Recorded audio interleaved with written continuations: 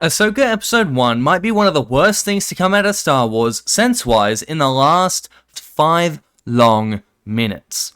Coming hot off the heels of some of the most disappointing shit I've ever seen, Mandalorian Season 3, Ahsoka takes everything to a new level of both greatness and stupidity. Because whilst, yes, Filoni knows how to write, he clearly doesn't know how to keep a story together. And I really wish he could bring his whole Clone Wars team with him to battle Disney Star Wars and give it all it's worth. Because Filoni alone, he just makes too many mistakes. And when it's Star Wars canon, it really fucks everything when you have people getting fatally stabbed every 5 seconds and surviving it as if bacta tanks are miracle workers. However, that's technically not really the stupidest shit you've seen in Star Wars. Remember, Anakin survives this, so just everyone calm down on Sabine not dying here. I'm droid racist. I'm just racist. Say again? The signal is an old Jedi clearance code.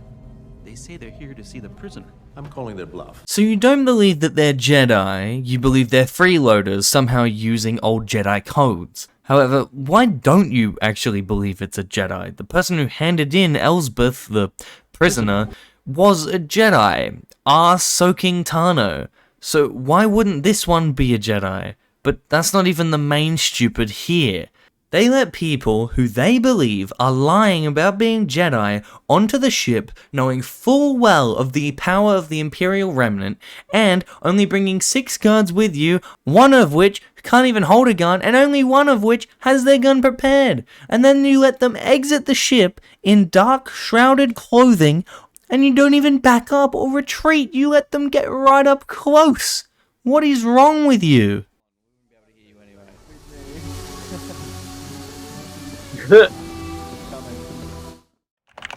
Enhance. Enhance. Enhance. Just print the damn thing! What is that? That's a fucking laser sword that you can see in blind daylight. You're right here. You can see her lightsaber. At this moment, you should have realized, oh shit, we're in trouble.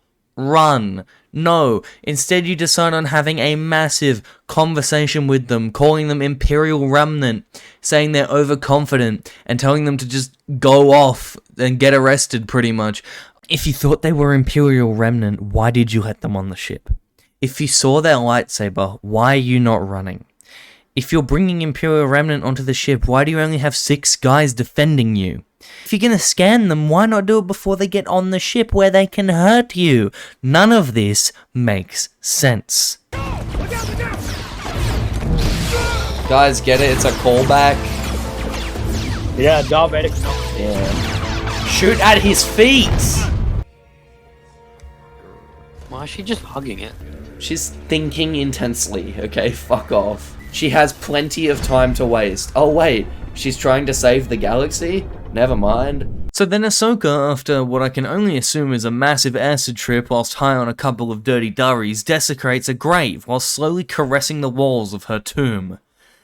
Yeah, let's move on. Anyway, Ahsoka finds a map thing. Well, now she broke it. What the hell? Do that, bro? I don't know. Also, I love how they put it in like a super secure room to hide it in fucking kinetic sand. Like. Then these guards show up and try to stop her. Mind you, they do this after patiently waiting for Ahsoka to finish her desecrating of the grave and borderline necrophiliac caressing of the archaeological site. But, you know. Anyway, they get their circuits kicked by some Looney Tunes-esque shit. Only for 3 of these droids to set off what looks like a 3 small hand grenade self-destruct sequence that ends up effectively nuking the entire planet.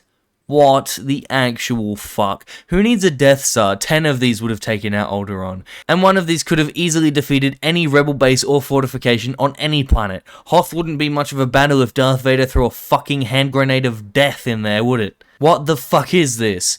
And I know some people on Reddit are getting angry that people are even trying to logic the show. Here we have user Wooden Gas complaining about these droids being too powerful. Joe Meadow saying, in my opinion, the size of the explosion was dope, some actual threat for once. To which Wooden Gas says, cinematically, as in visually, it was very cool, but as I said, it just doesn't make sense in the universe for a droid to have this kind of power. And then he's flamed with, it ain't that kind of TV show, kid. I, your president, regret to inform you that it is in fact that type of TV show, kid. Seem to have abilities like you.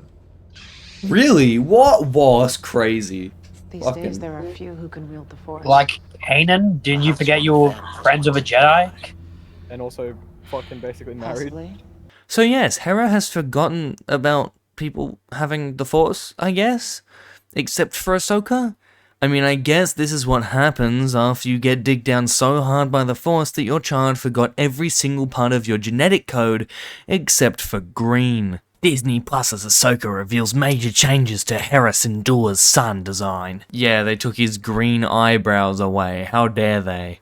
So, Ahsoka needs to open this map. Hera reminds her that Sabine could open it, and Ahsoka agrees, but isn't sure of Sabine's potential support. Now we cut to Sabine, who is epically running away from her responsibilities at the young, unruly age of 30.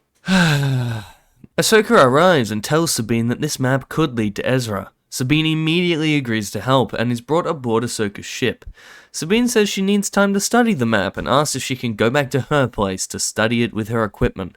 No, you're black, ugly, Ahsoka says no because that would be an obvious breach of security and this one map could doom the entire New Republic in just a few short years. So then Ahsoka, very educatedly, after explicitly having a history of Sabine being unruly, decides to leave her alone with the potentially game-ending map. Right. She then goes to talk to a droid, Hu Yang, who informs Ahsoka that potential Force wielders are right on their tail and they shouldn't waste their time staying here, and they should leave with the map and Sabine. So Ahsoka goes to tell Sabine, but where is she? Gone. With the map. The map that potentially dooms the galaxy. And what does Ahsoka do about it? Nothing. Literally nothing.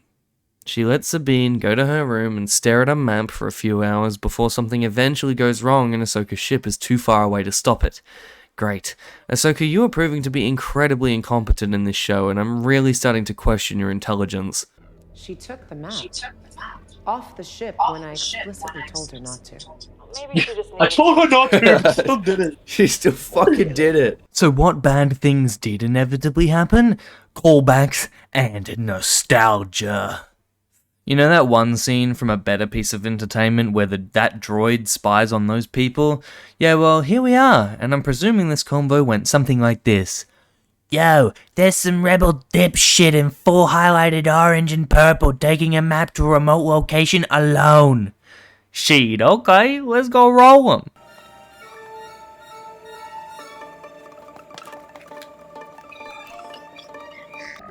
Oh wow, she realized there's a big fucking thing in the middle? It took her that fucking... Are you serious? It took Sabine going back to her place, moping about, and staring at a hologram for 30 minutes to figure out that the big map in the middle of the hologram might indeed match up with the secret map in her hands. That's fucking crazy. After learning this and viewing the map for the first time, she goes outside because her cat is angry and looks at the stars. I don't know, maybe she likes Ezra that much that she's like, oh, I found out how to find you, I'll just sit here and think about that for a little more. Anyway, not suspecting any danger, because why would you suspect any danger if you just open the secret gateway to Thrawn's existence? Fucking dumbass. She gets in a lightsaber duel, and because she never finishes her training, she gets stabbed, because she's shit. And Ahsoka is way too far away to do anything to help her. Wow. So fucking impressive. What a great fucking episode. Don't worry, none of this matters, because next episode she gets unstabbed, finds a robot, which finds her way back to where the robots were made, which sends you on to a whole episode 2, and then they found where they're going, and it took unnecessarily forever. But yeah. That is by far the most lore-ruining episode of Star Wars in a long time, but the rest of the series actually holds up.